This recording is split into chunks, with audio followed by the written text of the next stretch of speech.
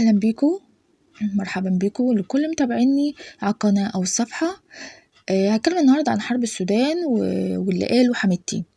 تابعوني، وقبل ما اتكلم يا ريت تشتركوا في القناة وتفعلوا الجرس وتعملوا لايك وشير، يا ريت ما تنسوش.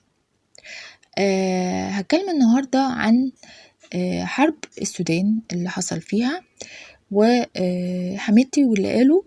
حميدتي قال بعد غيبة كبيرة طلع وخرج حميدتي وكان زعلان وبيبكي وبيتكلم عن الهزائم المتتالية اللي حصلت له في الشهر الأخير في أماكن كتير. طبعا الجيش السوداني حقق انتصارات كبيرة، دي قوات نظامية في الدولة، فحقق انتصارات في كذا منطقة كان الدعم السريع واخديها. الدعم السريع والجيش السوداني بيحاربوا بقالهم 1.5 سنة مع بعض بيحاربوا.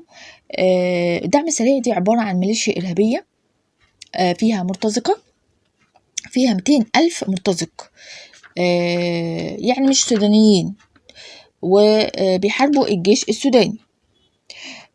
طبعا علشان انهزم بقى كتير فبيقول مصر هي السبب في الهزيمة، وقال ان لقى طيران مجهول، بيقول هي دي طيارات مصرية، معرفش هو عارف ازاي.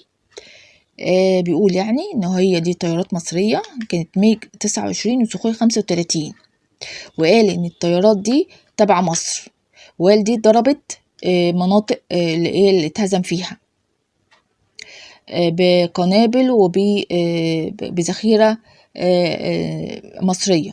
برضو مش عارفة هو عارف ازاي. هو بيقول ان مصر هي اللي ضربت، مع ان مصر وهم عارفين ان مصر ما بتحاربش بالوكالة، ومصر ما بتدخلش وما بتتدخلش في دول حد. مصر مش بتضرب حتى، يعني هو نفى وزير الخارجية بتاعنا بدر عبد العاطي، قال نفى وزارة الخارجية المزاعم التي جاءت على لسان محمد حمدان دجلو قائد ميليشيا الدعم السريع. حتى هو قال ايه؟ ميليشيا الدعم السريع دي ميليشيا، وحميدتي هو اسمه الأصلي محمد حمدان دجلو. وقال وزير الخارجية في الكلام اللي قاله ان هو دعم سريع، ان هو بينفي ان الطيران المصري اشترك في المعارك الدائرة بالسودان. بيقول ان بسبب تحركات مصر لوقف الحرب وحماية المدنيين وخطط الإغاثة الإنسانية. وقال وزير الخارجية بتاعنا، وقال ان المجتمع الدولي يثبت حقيقة ما قالوا، اللي هي ان دي طيران فعلا طيران مصري ولا مش مصري. ما في دلوقتي ايه؟ في دلوقتي اقمار صناعية بتشوف، في رادارات بتشوف هل فعلا دي الطيارة دي بتاعتنا ولا مش بتاعتنا. وقال وزير الخارجية ان احنا بنوفر دعم للسودانيين لمواجهة الأضرار الجسيمة الناتجة عن الحرب الغاشمة، واحنا فعلا بنقدم مساعدات ليهم، أطنان من الغذاء والدواء، بنجيب لهم عن طريق الجو أو بحر أو برا بكذا طريقة. احنا كمان قدمنا مساعدات، أول دولة احنا مصر ادت للبنان وفلسطين، بالرغم من الأزمة الاقتصادية بتاعتنا كبيرة جدا، ولكن احنا بنساعد الدول اللي حوالينا. الحرب زي ما انتوا عارفين، حرب السودانية قعدت 1.5 سنة، ومصر بتتدخل عشان توقف الحرب. السودان مش بتتدخل في حروب، مش بتحارب هي، ولكن بتتحرك لوقف الحرب السودان دي علشان في دمار. زي ما انتوا عارفين حصل دمار في السودان، ناس كتير اتصابت، ناس كتير اتوفت، ملايين. مصر فعلا هي ضد الميليشيا دي ومع الجيش النظامي، ولكنها ما بتتدخلش. في صحيفة سودانية كانت بتقول ان الدعم السريع ده كان بيعملوا ايه؟ كان بيدفنوا الناس احياء، تخيلوا، بيرموا الناس برصاص وبيسحلوهم في الطرقات وبيطعنوا بالخناجر وبيسجنوهم وبيجوعوهم. تخيلوا بيجوعوا الناس. الدعم السريع بيعملوا كده.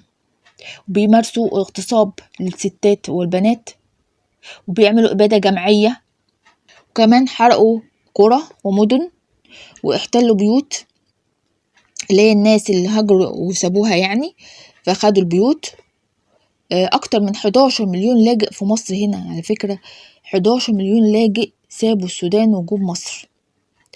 وكمان الدعم السريع عملوا ايه؟ سرقوا البنوك والدواوين الحكومية، وسرقوا العربيات السيارات يعني، وصدروها كمان لتشاد والنيجر والكاميرون وجنوب السودان. دي كلها الكلام ده بيتقال مين؟ الصحيفة السودانية بتقول الكلام ده. الدعم السريع بيعمل كده، خربوا البلد خالص، في دمار، في كمان دلوقتي أمراض منتشرة في السودان، أمراض بتموت الناس بالآلاف. وبيقول إن مصر يعني لو حاربت فعلا، دخلت مصر وحاربت فعلا السودان والدعم السريع، كان مش هيقعدوا سنة ونص دي. يعني لو فعلا مصر دخلت وحاربت، مش هنقعد سنة ونص نحارب دعم سريع شوية ميليشيا. وكمان لو احنا فعلا حاربنا، كان حمدي ما كانش هيتكلم، ما كانش يلحق ينطق اصلا اللي قاله ده لو فعلا اتدخلنا.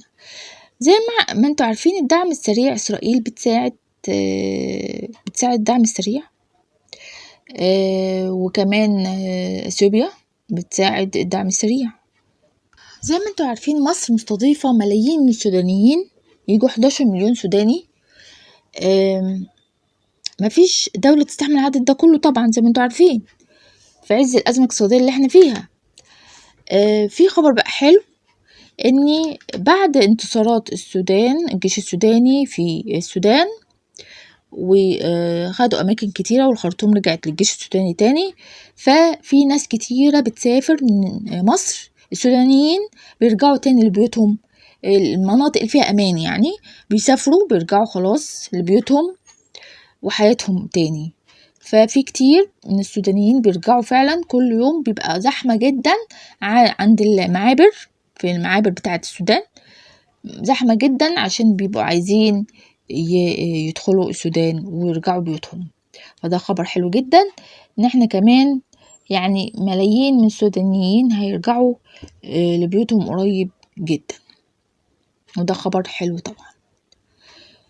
في اخر الحلقة يا ريت ما تنسوش اشتراك، تفعيل الجرس واللايك والشير، ومتنسوش تتفرجوا على الفيديوهات القديمة، وكمان تستنوني فيديو جديد ان شاء الله. والسلام عليكم ورحمة الله وبركاته.